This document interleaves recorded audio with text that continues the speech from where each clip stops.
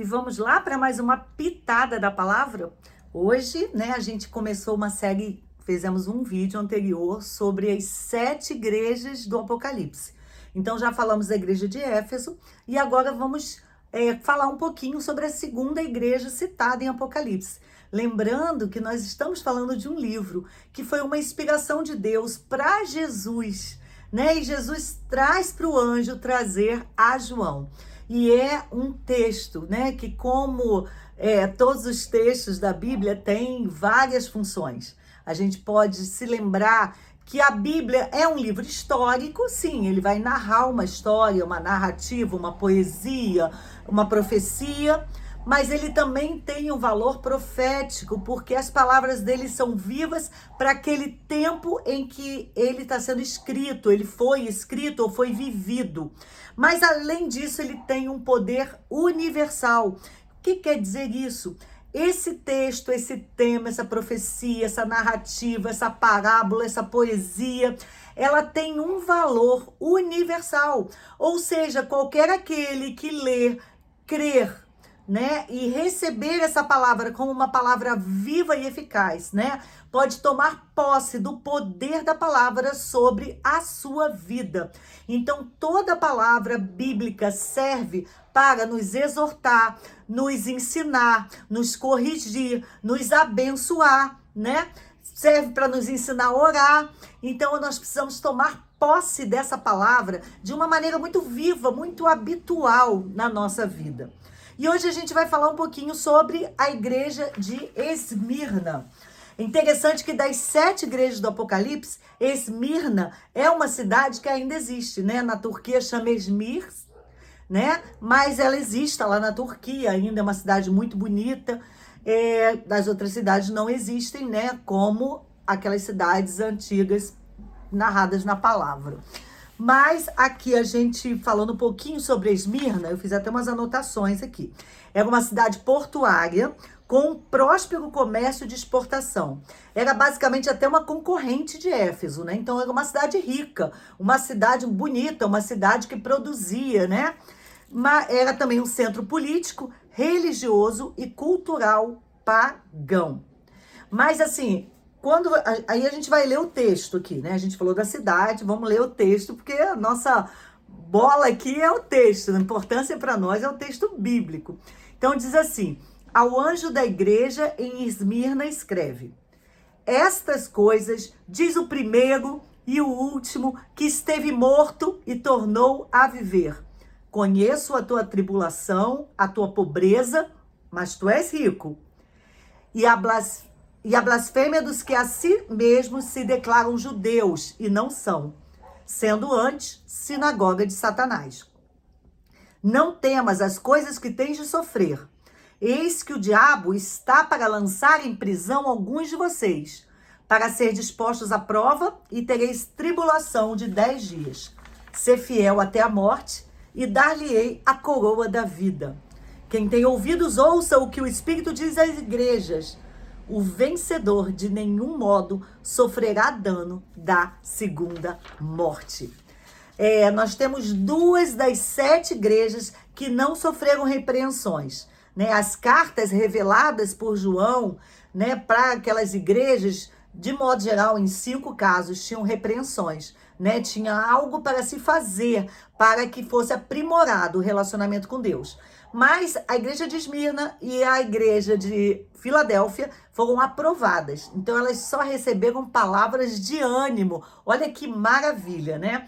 Então a gente encontra cristãos que se acham pobres, porque provavelmente são pobres materialmente falando. Mas, né, Jesus está dizendo assim: você pensa que você é pobre, você é rico. E aí a gente já pode trazer uma inspiração para a nossa vida. Talvez a gente esteja passando por uma situação financeira ruim, emocionalmente ruim, familiarmente ruim. Mas se você estiver firme no Senhor, se você estiver cumprindo os propósitos do Senhor, se você estiver obedecendo ao Senhor, você é rico.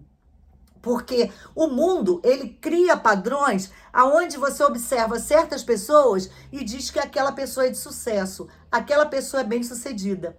Mas próspero para a palavra de Deus é bem diferente de ter dinheiro sobrando.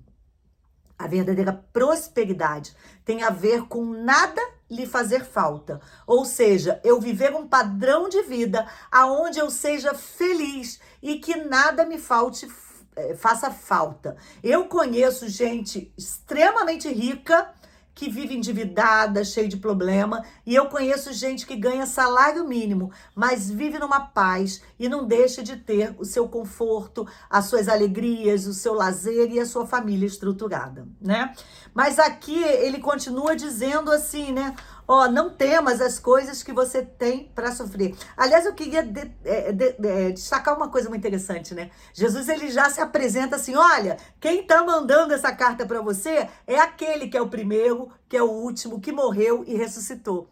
É como que ele tá sacudindo, dizendo assim, você tá se sentindo pobre, você tá sofrendo perseguição, você não tá vivendo aquilo que você talvez tenha sonhado viver, mas quem está trazendo, quem tá te visitando hoje, quem tá garantindo esse pendor, essa herança, quem está garantindo a palavra é aquele que morreu e ressuscitou. Então isso é uma palavra de ânimo para você explodir e pensar, aleluia, parece que eu não estou vendo nada bom ou estou vendo uma circunstância ruim, mas Jesus hoje está lhe apresentando e dizendo, eu estou com você. E eu que estou lhe garantindo que esse sofrimento, que pode estar sendo duro no momento, não é nada frente ao que você vai ganhar. E aí tem aquela máxima que a gente conhece tanto, né? Aquele que é ser fiel até a morte e dar-te a coroa da vida. Tem uma versão que diz assim, ser fiel até a morte, ainda que lhe custe a morte. Ser fiel, ainda que lhe custe a morte. E dar-te a coroa da vida. Essa é uma referência, porque Esmirna também era conhecida por uma cidade de lutas. É um esporte. Então as pessoas lutavam e ganhavam uma coroa. Só que Jesus, ele vem e diz assim, você vai receber não uma coroa de flor que vai morrer. Você vai receber a coroa da vida. E ele vai no final e diz, o vencedor de nenhum modo sofrerá dano da segunda morte. Ou seja, lhe será garantida a vida eterna. Essa é uma carta para a igreja que está vivendo perseguição de próprios, entre aspas, crentes, porque os judeus estão perseguindo esses cristãos, por não aceitarem que aqueles cristãos judeus se converteram ao cristianismo. Mas Jesus está te lembrando nesse momento, ser fiel, ainda que lhe custe a morte. Né? A tradição diz que existia o Policarpo, que possivelmente é um discípulo de Jesus, não está na Bíblia, né? Mas está nos livros históricos. E ele era um bispo lá da época, né? Dessa igreja, e isso diz a tradição histórica, que ele sofreu uma perseguição e pediram que ele negasse a Jesus. E ele fala assim, eu escrevi aqui, por 86 anos servi a Cristo, e ele nunca me fez mal algum.